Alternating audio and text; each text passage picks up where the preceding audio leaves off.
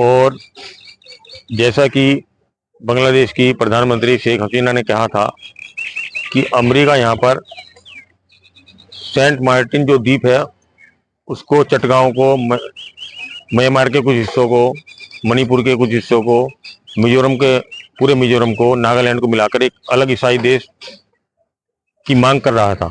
और Saint Martin द्वीप की मांग उसने इसीलिए की थी कि एक अलग ईसाई देश इस भूभाग पर पहली बार बनाया जाए, जिसको शेख हसीना ने नकारा।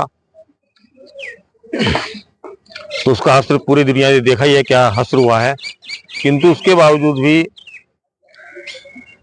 शेख हसीना की सरकार को गिराना मुख्य मकसद नहीं है। मुख्य मकसद है एक ईसाई देश बनाना, नया ईसाई देश बनाना।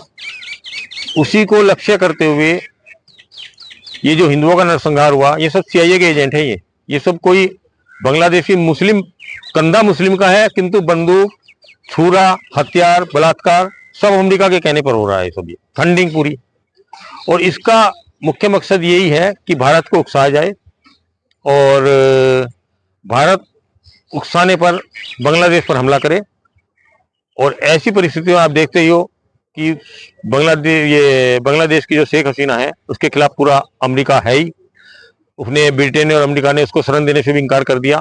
तो ऐसी परिस्थिति में अमेरिका, इस युद्ध में अमेरिका बांग्लादेश के साथ खड़ा होगा। और ये कोई मुश्किल नहीं है कि जो इनका महत्वाकांक्षी सपना है कि ईसाई देश बनाना, यदि भारत हमला करता है तो एक युद्ध होगा। युद्ध में अमेरिका हो सकता है म्यांमार का हिस्सा, तुम्हारा म्यांमार छोड़ो, मणिपुर, मिजोरम, नागालैंड, सेंट मार्टिन, चटगांव, इन सबको मिलाकर एक अलग ईसाई देश बनाने में कामयाब हो जाए। इसी साजिश के तहत ये जो हिंदुओं का नरसंहार है, हिंदुओं पर हमला है, ये सब किया जा रहा है। भारत सरकार को क्या करना चाहिए ऐसे माहौल में?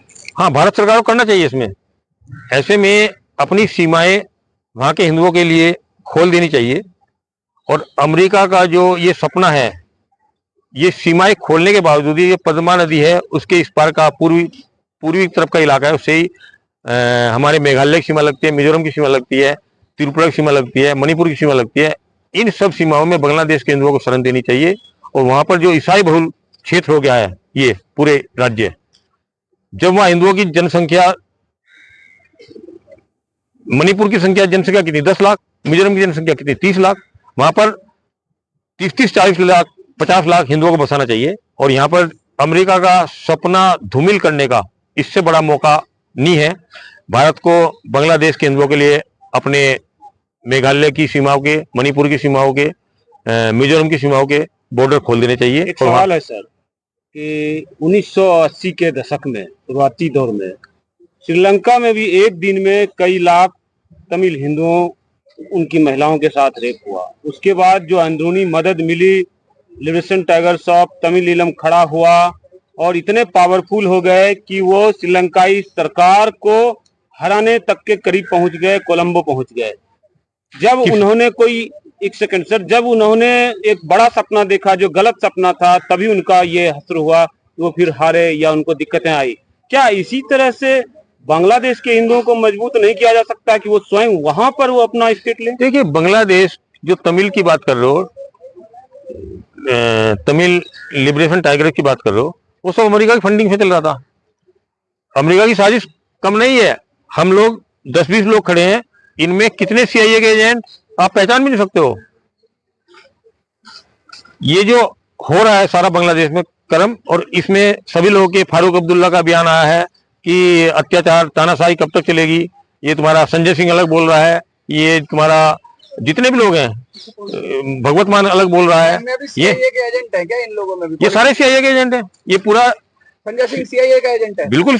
आम आदमी, पूरी आम आदमी पार्टी सीआईए के फंडे चले जाएंगे।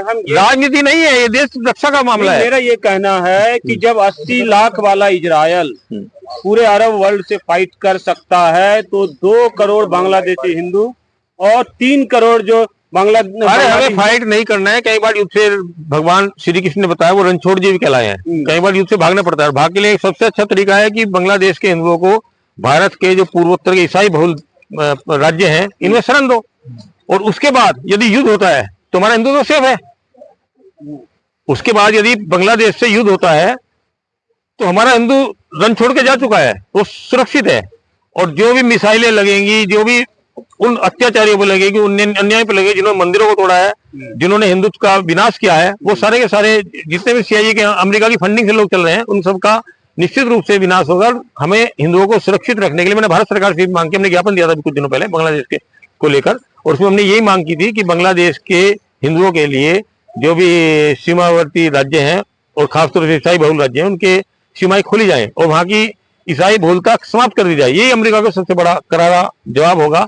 और ये तमिल का जो वो था प्रभाकरण, वो तो खुद ईसाई था, उसके बच्चे एंथोनी थे, मरने के बाद दफनाए गए हैं। उनको हिंदुत्व से जोड़ना, ये सब अमेरिका के लोग हैं। ठीक है सर। और इन अमेरिका के लोगों के खिलाफ हमें खड़े होना है। और भारत में भी इन लोगों की कमी नहीं है।